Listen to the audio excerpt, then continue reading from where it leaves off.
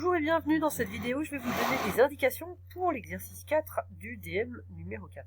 C'est un exercice du livre, le numéro 87, page 154, dont voici l'énoncé. Alors, une première façon de le faire, et je pense qu'avec ce qu'on a vu là, c'est quand même le plus simple pour vous de faire comme ça, c'est d'utiliser le dessin, de faire un graphique.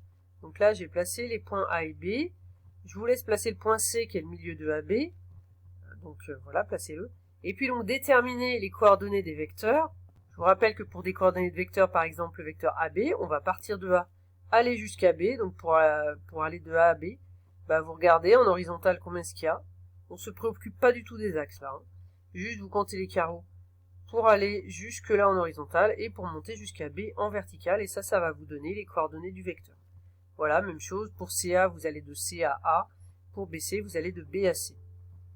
Et une autre façon de faire qui permet de ne pas utiliser de dessin et qui va marcher à tous les coups, qu'on fera plutôt après, une fois qu'on aura bien travaillé ça, c'est ainsi d'utiliser cette formule, car le vecteur AB a pour coordonnées xb moins xa, yb moins yk. Je vous rappelle, xa, yk, ce sont les coordonnées de A, xa, yk, xb, yb, les coordonnées de B.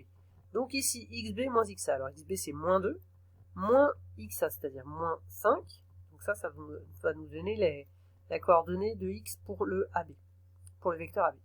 Ensuite, YB, donc c'est 6, moins 6, voilà, je vous laisse terminer le calcul. Vous allez donc trouver les coordonnées du vecteur AB. Et donc, on peut faire le même calcul avec CA et BC. Bien sûr, il faut d'abord avoir déterminé les coordonnées du point C. Ce que vous pouvez faire, on avait vu une formule pour le milieu. C'est XA plus XB sur 2, donc 5 plus moins 2, donc 3 divisé par 2. Et moins 6 plus 6 divisé par 2.